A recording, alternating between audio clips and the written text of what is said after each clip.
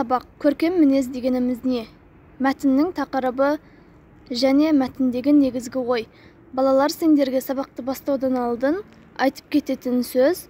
Тапсырмалардың жауаптарын мен ауызша айтып кетемін. Сендер сол тапсырмалардың жауабын дәптерлеріңе жазып алыңдар, және де видеоға лайк басуды ұмытпайық. Каналымызға тіркеліп кетейік. 5-ші тапсырма. Өлеңдерді оқы. Өлеңдердің аты дұрыс қойылған ба? Ойыңды дәлелде. Ұмытшақ па әлде еріншек пе? Атасының шалғысын қайрасады, әжесіне құлынын байласады. Бөлесінің алмасын теріседі, нағашының арбасын байласады.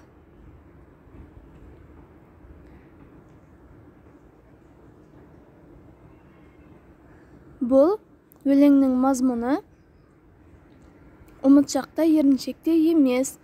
Бұл өлеңнің тақырыбын өзгертуіміз керек, өйткені бұл бала өте қамқор және үлкендерге көмектесетін, қол ұшын беретін бала болып тұрғандықтан еңбекқор бала деп қояйық. Кішіпейіл бара. Үйдегі қоқыс шелегі төгілмей 3 күн тұр күтіп, ұмытып ұмсын келеді, ертең деп күнде сырғытып. Кішіпейіл бала атауына сәйкес келетін өлеңді жатқа жаз. Кішіпейіл атауына сәйкес келетін өлең. Бірінші өлең бізде атасының шалғысын қайрасады, әжесіне құлынын байласады, бөлесінің алмасын теріседі, нағашының арбасын майласады деген өлеңіміз дұрыс кеп тұр. Екінші өлеңге ұмытшақ па әлде еріншек пе деген тақырып сәйкес келеді. 6-шы тапсырма. Көп нүктенің орнына керекті сөздерді қойып, сөйлемдерді көшіріп жаз. Мәтінге ат қою, оның тақырыбы мен ондағы негізгі ойды қысқаша атау. Тақырып мәтінде баяндалатын оқиға мен ойдың түйіні. Мәтіндегі негізгі ой автордың айтқысы келетін басты пікірі. 7-ші тапсырма. Мәтінді рөлге бөліп оқыңдар. Рақат апай менің желінбей қалған әркім көшеге тастаған нандарды жинап фермаға апаратынын да біледі екен. Атайға соны айтып еді, ол кісі нан қадірін білген адам ғана нағыз адам. Жаның жомарт, алақаның ашық, пейілің кең болсын, тілеген тілегіңе жет балам, деп сол арада 2 алақанын жайып бетін сипады.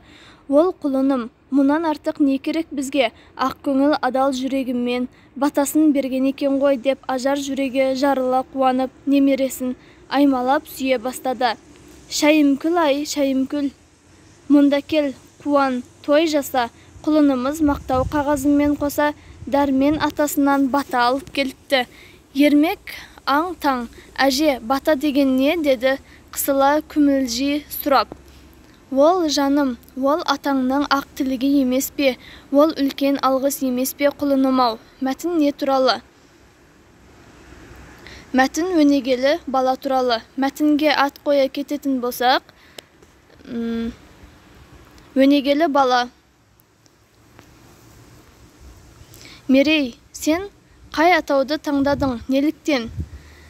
Мен өнегелі бала атауын таңдадым, өйткені бала нандарды тастамай, ысырап етпей, оны алып фермаға өткізіп жүрді.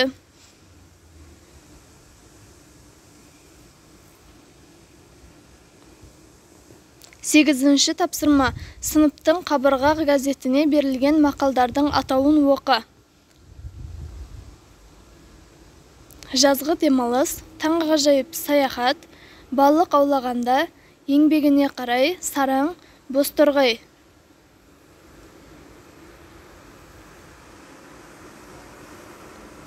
Жазғы демалыс. Алдымен мәтіндегі оқиғалар туралы айтылатын атауды, содан кейін автордың немесе сол басқа оқиғаға білдірген ойы айтылатын атауды ата. 9-шы тапсырма. Мәтінді оқы. Мәтіннің тақырыбы мен негізгі ойын анықта. Қожанасыр досының үйіне келсе, ол үйін тазалап жатыр екен. Қожанасыр одан: досым, не істеп жатырсың?" деп сұрайды. Қожа, мынау ескірген киім, қағаз, кітап бәрін өртейін деп жатыр едім, дейді досы.